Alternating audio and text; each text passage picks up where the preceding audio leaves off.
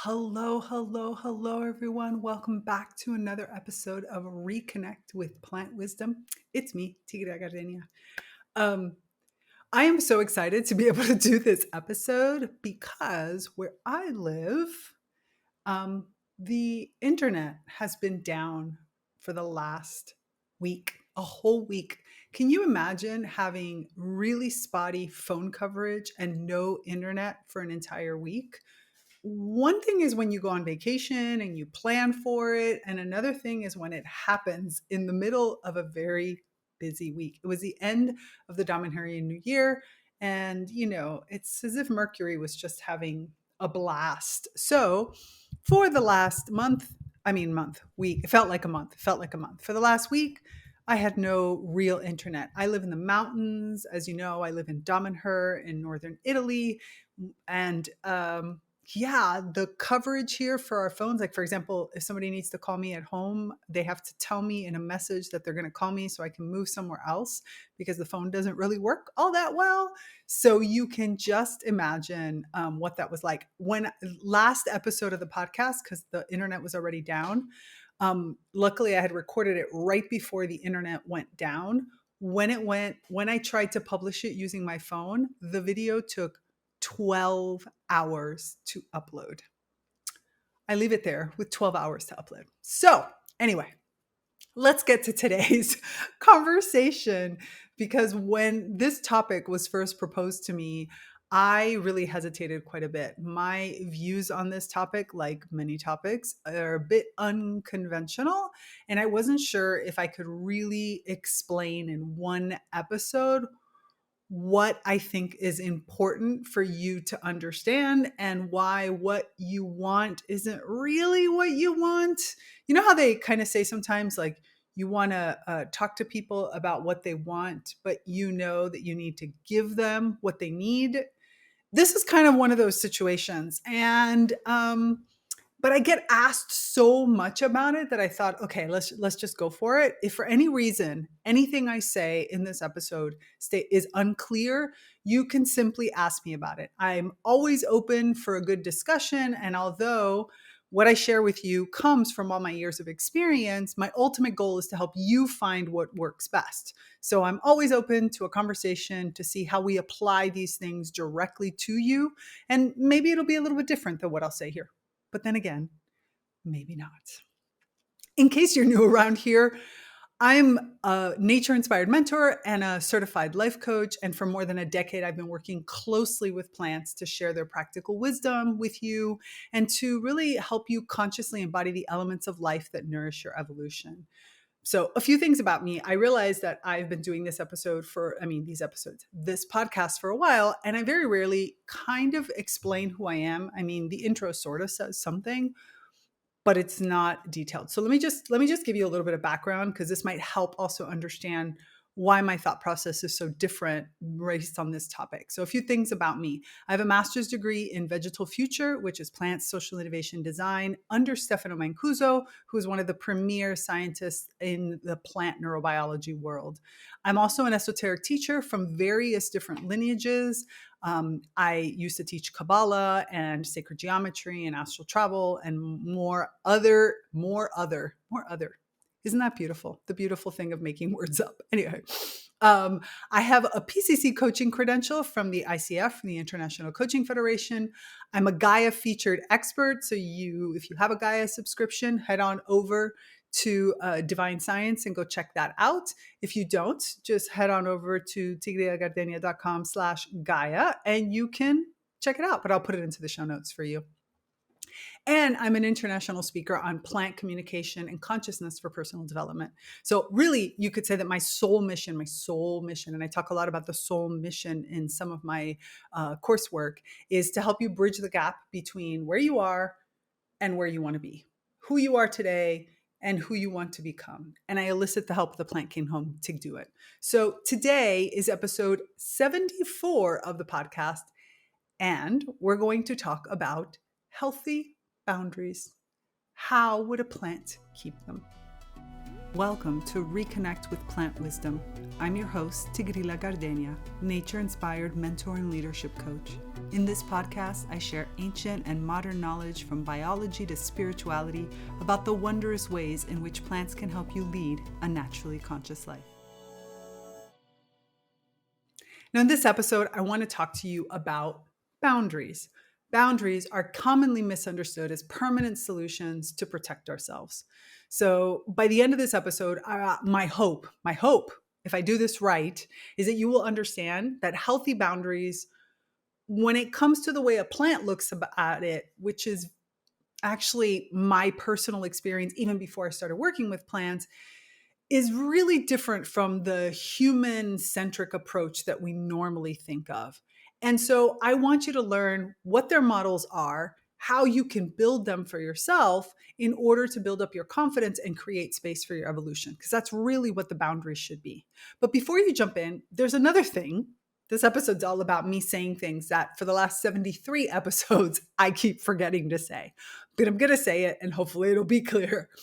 Um, a big thing you should really know about me is that I love, love, love, love questions.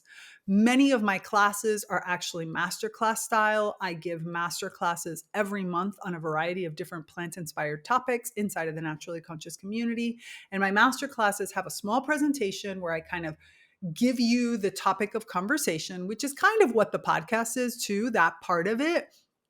And then afterwards, we have lots of discussion on how to apply this knowledge in your life. Because one of the hardest things that I've experienced with doing this podcast is not being able to answer your questions on the spot. Depending on how you watch or listen, you might not even be able to leave me a message. So I really only see comments in the Naturally Conscious community and on YouTube. For all the other platforms that you might be listening to or watching this, if you have a question, find me on social media.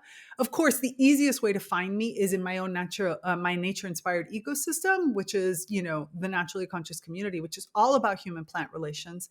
There's always a link in the show notes for you to join the Naturally Conscious community, and there I'm going to respond quickly.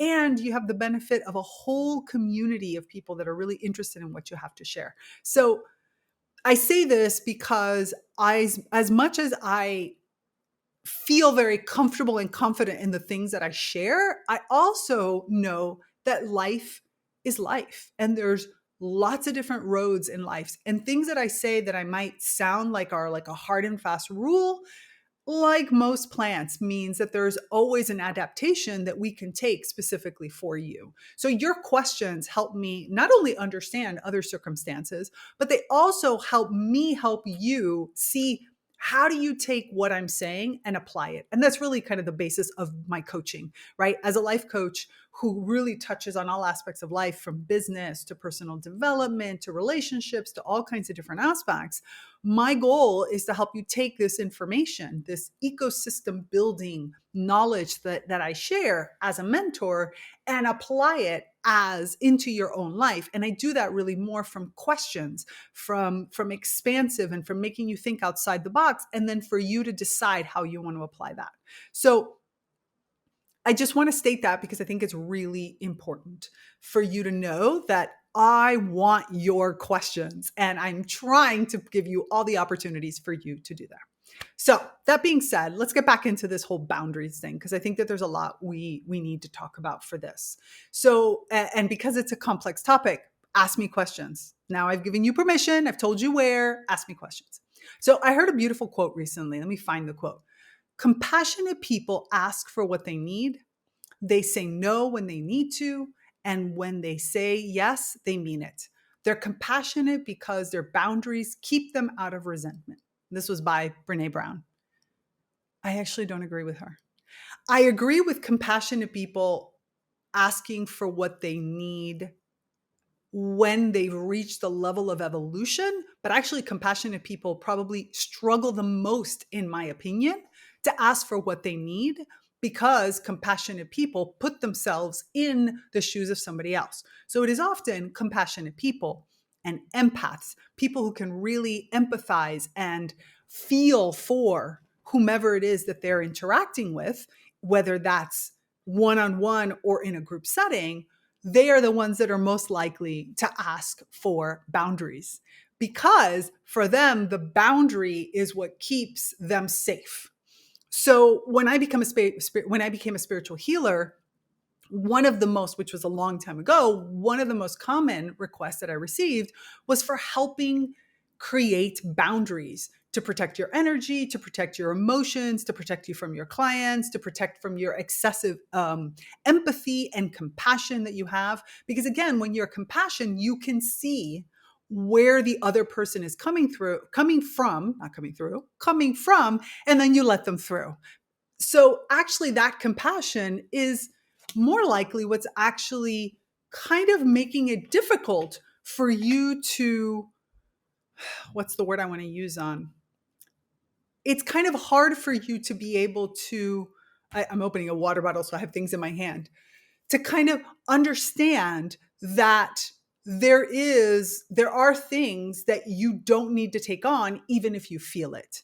And this is why, boundaries have become, and shields and blocks have become, the kind of common go-to. Many of my clients were empaths, obviously, and energy workers of all kinds of sorts. And so they wanted to block out overwhelming energies that were coming from groups or individual clients, or even in their own relationships. They thought that what they needed was like stronger boundaries. Others felt like they gave away their energy too easily, so the boundary was for that purpose. The thought was that they needed something between them and others, kind of like a shield that would block out that space. The problem is that when you create a boundary, you not only keep things from coming in, you also keep things from coming out. And I know that in some some ways and in some scenarios, that might seem like exactly what you want, and that's fine. But when you create a boundary, the boundary is kind of dumb. The boundary just blocks. The boundary doesn't allow for any kind of exchange at all, whether it's a protective bubble or an actual wall that you put up, an emotional block, whatever word you choose to use it. That boundary creates a division between you and others. And it's it requires a certain amount of knowledge for you to create a selective boundary. And I'm going to talk a little bit about that later. But the whole reason that you want a boundary is because you're not able to be that selective yet. You're still not able to manage your energy in a way or manage your vulnerable parts, for lack of a better term. You're not able to manage them, so therefore you can't create a selective boundary anyway, because you're not there yet. And this is where the conflict with a whole boundary kind of comes. So what I want to do is rethink boundaries instead of traditional boundaries, which are hard blocks and which kind of, again, are dumb. I can't think of another word. Unintelligent. They have a single function. That's a kind of more traditional view. I want to kind of start talking about the idea of looking at it from an ecosystem and from a plant perspective to get a more expansive view. And then we'll bring it kind of back into the energetic, emotional side. So boundaries, basically, as we typically understand them, are barriers, something that separates us and keeps what's inside safe from the outside. Hold on a second. It's amazing how worked up I get as I'm doing this. I get really emotional in a good way. Like I get really passionate about what I'm saying. And therefore, I don't know. Hopefully I am enunciating my words carefully, but what happens is then my mouth becomes really dry. So yeah, this is why you see creators, like when you watch YouTube and stuff like that, drinking a lot of water. I think you really do need to drink a lot of water. And it's just water. Okay, so basically what I was saying is that we often create these artificial boundaries driven by a sense of I'm important, right? Self-importance. I'm important and therefore I need to protect myself, or I am delicate, so I need to preserve myself. Like there, we need the feel, we need this, we have this feeling of needing to permanently protect what's inside of this boundary. And emotional boundaries are usually formed because we believe that we actually can't handle what's coming our way. And this is an important characteristic for us to recognize. We don't believe that we can deal with it, so I'm going to put a boundary.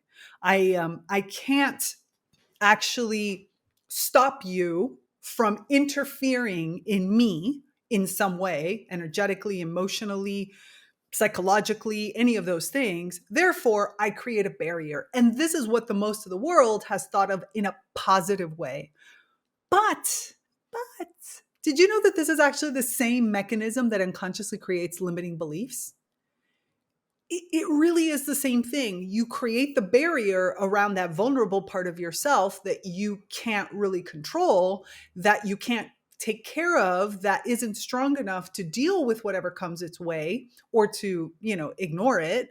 And so therefore you create this shell around it. And I'm going to be talking a lot more about limiting beliefs very soon. So keep an eye out for it, because that is one of those areas that I have gone super deep with the plants to understand. And I have a whole new way of looking at it that I think is really going to change your relationship with limiting beliefs. But ultimately, whether we're talking about what eventually becomes a limiting belief, or we're talking about your delicate emotions, or we're talking about your psychological state, basically, when you ask for a boundary, it's because you think you can't handle it. So, since you can't handle something, you tuck away that part of you that can't handle it. You put a boundary in front of it. And the problem is that over time, that boundary gets more and more rigid. It's basically blocking anything that touches what's inside. Remember, a boundary in and of itself is inelegant. It's unintelligent. It just responds. It doesn't really know. It doesn't know how to discern, because discernment is a characteristic of you, not the boundary. So what happens is that that boundary gets much more rigid over time, and eventually you find yourself that the boundary has become its own master. It has its own criteria for what it lets through or not lets through. And even you sometimes can't even access whatever the heck it's blocking, because we tend to think of a boundary as like something that covers the whole. But it's not really the way we create boundaries. Very rarely do we create, only in very specific situations, like, I don't know, maybe I'm creating a boundary or a shield because I'm going to a concert and I can't handle all that energy.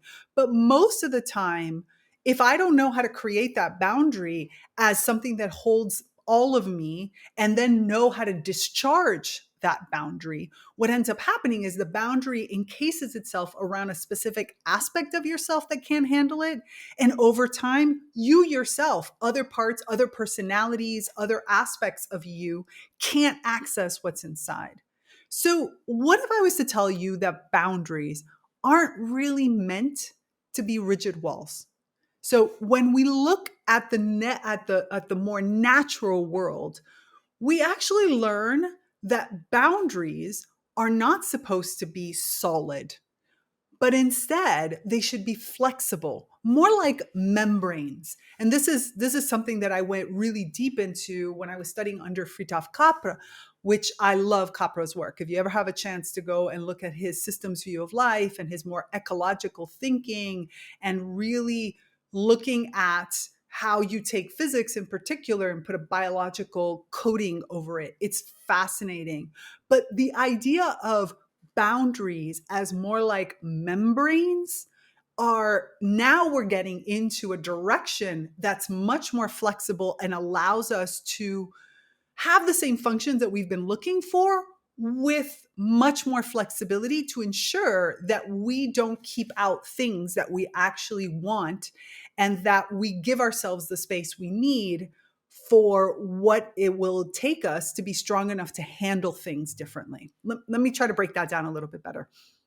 So in nature, healthy boundaries, like membranes, like living membranes, evolve, they adapt, they change according to the needs of the moment.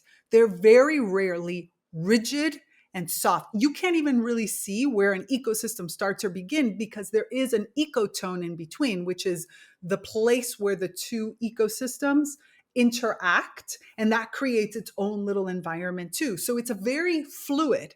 It's kind of like the aspect that we think that this is where my body ends, but remember, we have, if you look at it from a spiritual perspective, an aura, and then there's also other aspects from the physical perspective. We really are not as solid as we think we are. So therefore, when you think of a boundary more as a membrane with a fluidity to it that allows certain things in and out and others not, it gives us a lot more control, and it gives us the space that we need in order to evolve whatever it is that we're protecting in the moment, while at the same time giving us also permission to modify the membrane as time passes based on my own evolution. So as I get stronger, the membrane can change. I was reading actually something about Aldo Leopold recently. He was an American writer and a philosopher. He was a naturalist and a scientist. I mean, he's a little bit of everything. You know, people call him an ecologist, a forester, a conservationist, an environmentalist. Basically, he was really, really, really influential in the development of modern environmental ethics. And he was involved in wilderness conservation. So he really was thinking about conservation from a perspective also on ethical, what is our ethical duty, but also what are the ethics that surround our interaction with the environment. His ethic really offers such a valuable perspective here, because what he said was a boundary is right when, let me say this better. A boundary is right when right is incorrect, when it preserves the integrity, stability, and beauty of the community it serves.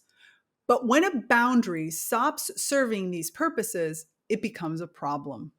So rigid boundaries, whether we're talking about in relationships or work or personal life, they can lead to stagnation and lack of growth. Because again, a boundary should be protecting what's inside as what's inside is changing, as what's inside is becoming strong enough or developing in order to be able to deal with the outside world. If you think about a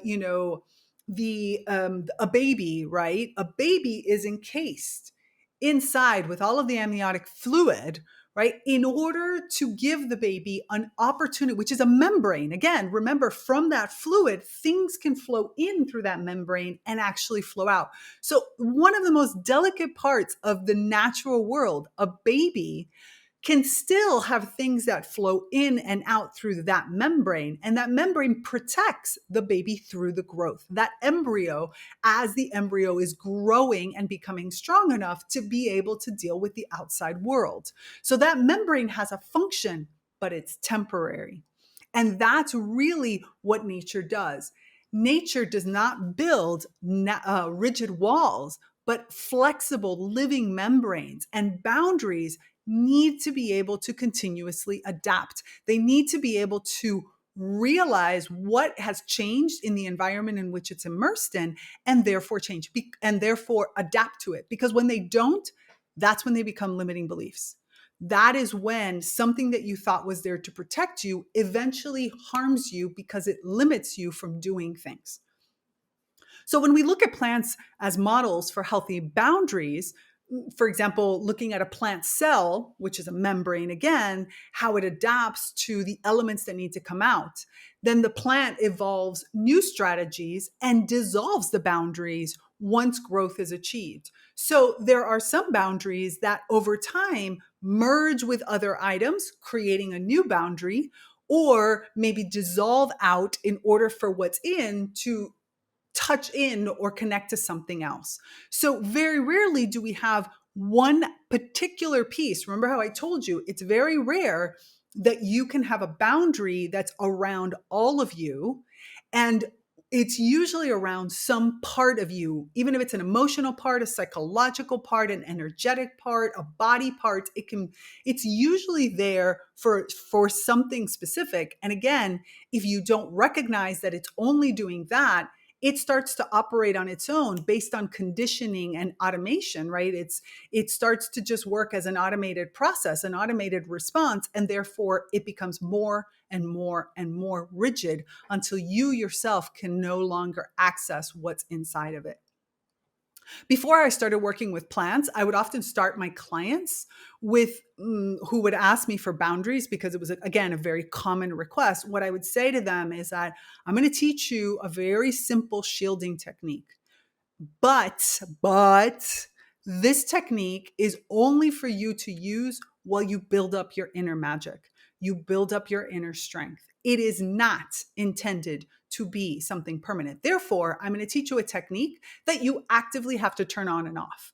It's something that you turn on when you need it and you turn it off when you don't, because that mechanism of turning on and off, again, the temporality of it ensured that they didn't get stuck in permanent on mode, because permanent on mode is exhausting. Have you ever been around somebody who's really, really, really bothering you and it actually bothers you? It's bothering you, right? And you're trying to ignore this person. You're trying to ignore that this person is constantly bothering you. Aren't you exhausted at the end of the day? I know I am. I'm like, I can't handle it anymore, right? But if you have somebody that's obnoxious around you, and that's your definition of that person, I'm not saying the person is obnoxious to everyone, but let's say somebody who bothers you. Have you ever noticed that once you've done certain amount of inner work, there comes a point where you're around this person who's usually obnoxious to you and they just don't bother you? It's like you sit there, and where you actively used to have to like put all your energy into ignoring or blocking or having a boundary with this person, all of a sudden this person tries to talk to you and you kind of almost look at them as if they're not there. Like it just washes past you. That's the type of inner work I'm talking about. The boundary should only be there, the shield, the block, whatever word you want to use, while you evolve of the very thing that you're trying to keep a boundary from. The goal is never for it to stay there.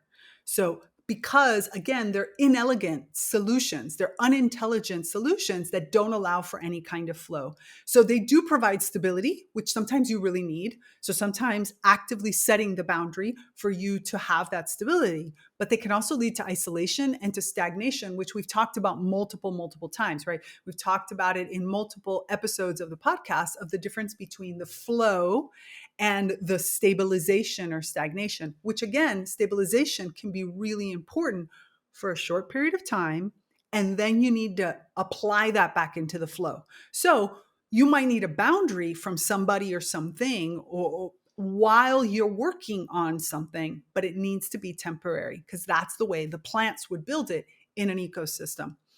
And as your ability, and then the other thing that I would do with my clients, which I really loved doing and I still use for myself, I'll have to be honest, is that once you get to a place where your abilities are a little stronger, in moments where in the past you used to use a boundary, like a shield of some sort or a boundary of any sort, I would help them actually create a filtering mechanism. And this is something I still help my clients create. Imagine that you're in a bubble, right? So again, I'm going to a concert, I'm in a bubble, but this bubble now has a filter on it. And so it's taking in everything. It's taking in all the energies of the people of all sorts, right? The drug-induced energies, the super ecstatic, fun energies, the energy that would like drain you, the energy that instead gets you all excited. All of it, it's taking it in. Now, in the past, when you just use a simple shield, all of that gets cut off from you.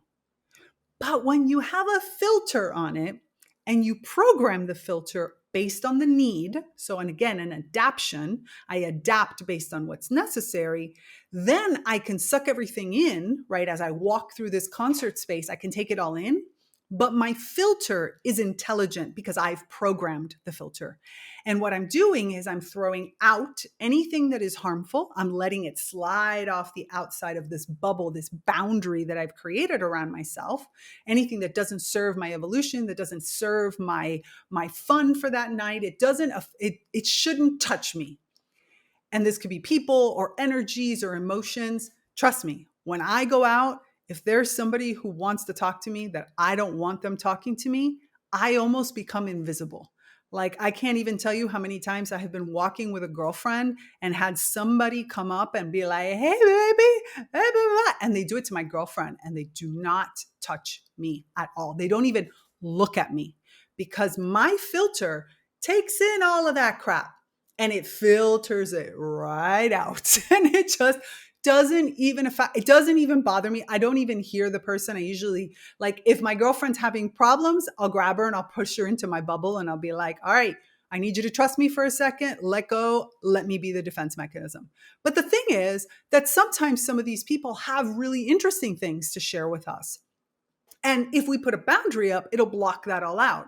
So I like using the filter because the filter allows fun and interesting facts and maybe energies that might serve me that I'm missing or that I could use in some way. It lets it all in. And when I started working with plants, I was delighted. I was so delighted to see that Kin and I were aligned on this approach to boundaries. We were really creating membranes. They use a membrane, they don't build these hard walls. Kin build instead these membranes that are permeable and know what to let in and what to let out. And that's exactly the function of my filter. They create this fluidity, and that ensures the health of what's inside. Because when I have that filter, or when now I create more of a membrane, when I create a membrane where the whole thing is a giant filter, then I can bring in things that actually nourish me throughout the experience rather than being drained from having to hold up a rigid barrier. So there's a boundary to every healthy system, right? Every single healthy system has it. And often this boundary, again, is a membrane, not a hard wall. So like the cell membrane, it allows things to flow in while preventing others from crossing. But the most important aspect that I cannot emphasize enough is that it needs to be intelligent enough to adapt and change based on what's needed at the time.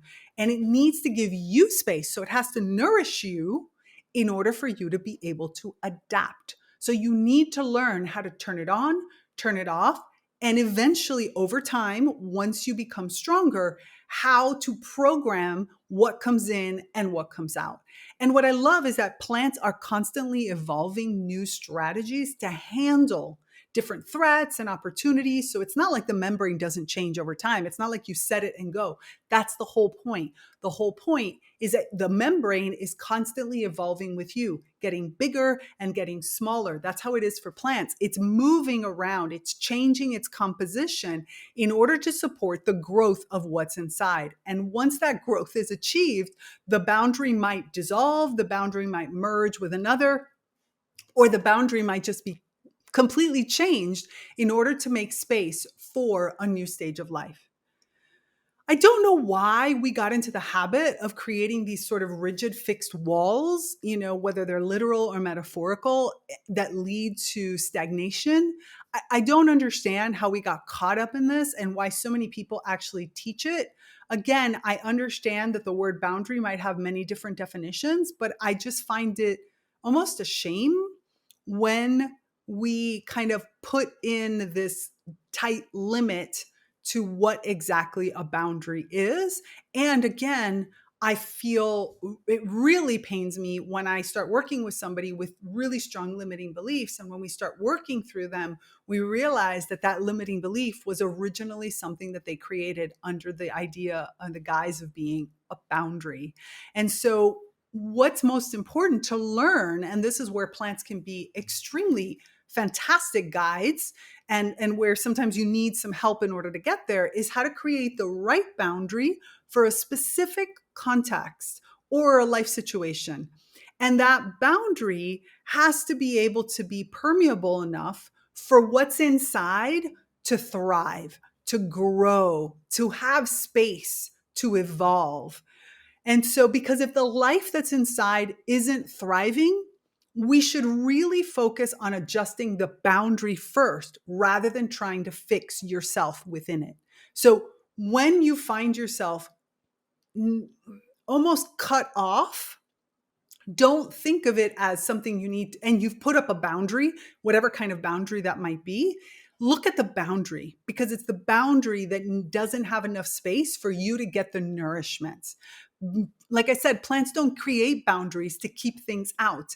They create these fluid boundaries in order to make sure that flows in. So I really want you to take that lesson to heart. This is something that will prevent us from consuming too much of our energy by holding the boundary, and it doesn't really allow us to get the reserves that we need to grow. So keep that boundary active. In other words, apply it and then remove it for as long as it's necessary to ensure your growth, not for it to be a permanent fixture in life. Once the growth that you need to reach, that might be, I don't know, this person that really annoys you not being something that you even think about anymore, or you've got a broken heart and you need to create a boundary around yourself for a small period of time for you to be able to work through that broken heart. So you do need to keep people out. And then at some point you allow people to come in. But when that boundary is too rigid and it doesn't have any kind of parameters from the very beginning, you might find yourself that this is when you become hardened or jaded, as many people say. And this is something that will hurt you in the long run. So your ultimate goal is to be sort of your own filter, where things that don't serve you naturally fall away and things that nourish you are allowed into your most closest parts of yourself. I love something that Mark Groves once said. He said, walls keep everybody out, boundaries teach them where the door is. Now, this is a little closer to what we're talking about. It's kind of like my filtering mechanism, and having a door in particular really requires that you are at a place where you feel ready to make that choice as to what comes in or comes out. So the door is kind of, that can be opened and closed. But we have to always remember that even if it's a door, it can't be static. It has to be dynamic, like the ecosystems around you. They need to be something that we use as tools for our evolution and that help us kind of maintain a space for us to become more resilient and empowered. But once we are resilient and empowered, they have to be able to fall away. So you have to have a plan for them to actually dissolve or going away. So hopefully this has been really kind of clear. I know I'm saying it I'm trying to say the same things in multiple different ways, because in an ecosystem, right, each organism grows thanks to its interaction with others, right? We talk about this all the time: symbiosis, mutualisms, even competition, and even other predation. These all help you evolve. So even things that feel bad or hard aren't necessarily something that hurts you, but could be, on the other hand, enhancing your evolution. So it's important, again, that the membrane gives space for that the boundary is actually fluid enough for those. When you hold your boundaries for too long, there's no interaction, and therefore your growth stops. No matter how much you're working on things, even if we're talking about something like grief, or we're talking about the fact that I was hurt and I have a trauma that I'm working through, ultimately you are eventually going to need to let others in, whether that's, therapist or a coach, or even trying out some of the things that originally hurt you in small and safe ways, in order for you to gather up new information to help you heal from that. So really, we need to use boundaries as tools to evolve rather than rigid things that we hold up at the time. So when we shift our perspective on boundaries and we align with a more natural aspect, we actually really move out of a rigid protective silo that we keep making and into dynamic webs of respect and gratitude and reciprocity. Because again, that membrane allows these things in, reciprocity and gratitude, because you're putting them out. So it's allowing it out and then it can flow back in. They empower us in that case. The boundary in this case actually empowers us to develop within the safe space that they can provide. But the ultimate purpose is for them to be eliminated because we want to evolve so that I don't actually need it anymore. So we really want to learn how to use boundaries to grow, not as permanent fixtures to hold us back. So look, you have every right to say no without feeling guilty. You have every right to say that. And as you know, I want you to learn how to use no. And I know that sometimes the boundary is what's going to uphold it. And so, therefore, since the boundary is going to hold that no for a period of time until you yourself feel comfortable with the no, until you yourself don't say no as a response, but more of, no, it's just not a part of me. Once you feel so comfortable that no is an instant that requires very little energy expenditure because you're so comfortable with saying it, then the boundary is no longer needed. But while the boundary is still holding tight, that no is going to feel energetically exhausting. And that's a good indication that says, I'm still not ready. Healthy systems have living adaptive boundaries and not hard walls. And when a system becomes fully healthy for whatever its function is, it no longer needs that wall at all. So when you know yourself, you trust your abilities, and you love your authentic self, no one's energies or emotions can move you off your path. No one. No one. It's not always easy to get there, but getting there is really the goal. The boundary is to help you get there, not to hold the boundary. Hopefully that made sense. I know it was so much, but I told you that this is like a hard topic for me to put into a conversation because there's just so many aspects of it. I could even go on and on. But today we really just focused on how plants create fluid boundaries to support your internal health and to support your growth. And that once your personal growth is achieved, wherever you've evolved to, any kind of boundary that you've created should fall away because that's what allows for continuous evolution. So, my question is, before you create a boundary, do you really need that boundary? And if you need that boundary, what specifically is the boundary for? And can you program a type of boundary that allows that, but doesn't allow in anything else? That allows for just that one thing that we need to be protected, and everything else can actually flow.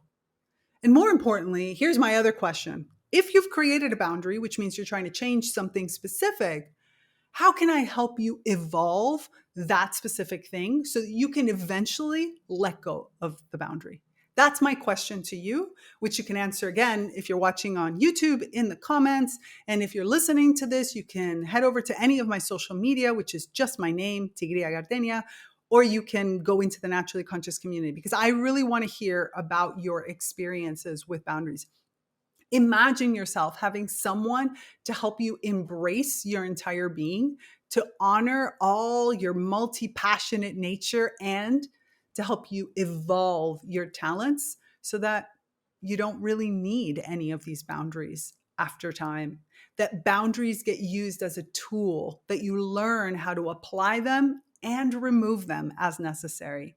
And together, I really want to help you build that confidence that you need to stand in your authentic self and easily say yes to what flows and easily say no to what doesn't. Like with not even a hint of energetic expenditure, just like, no, that doesn't fit me. So that no, you don't have any need for a boundary that actually blocks you. You can take the best of what comes and everything else will just slide off. What do you think? Can we do it? Because I think we can. I think you totally can. I really do believe that. Look, this is another big topic. And so if you want to talk more about it or you want to support this type of nature-inspired evolution, I really hope you will join us in the Naturally Conscious community. This is the premier online ecosystem that nourishes plant reawakening and community support for accelerated evolution and co-creation with other kin, with plants, with fungi, with all kinds of different more than human beings, and we love them. So there you're going to really find expansive discussions, multiple courses, a book club, a writing group, an active community flourishing with plant-inspired support. And we'd love to have you with us. I'd love to hear your voice, your questions, your needs. And so Remember that whatever you do, resist the urge to hold back your evolving green brilliance. This is another episode 74. We made it through, and this is me, Tigria Gardenia. I'm out. Bye. Thanks for listening to this episode of Reconnect with Plant Wisdom. Intro and outro music by Steve Shuley and Poinsettia from The Singing Life of Plants. So join me, Tigria Gardenia, and my plant collaborators next time on Reconnect with Plant Wisdom. Speak soon.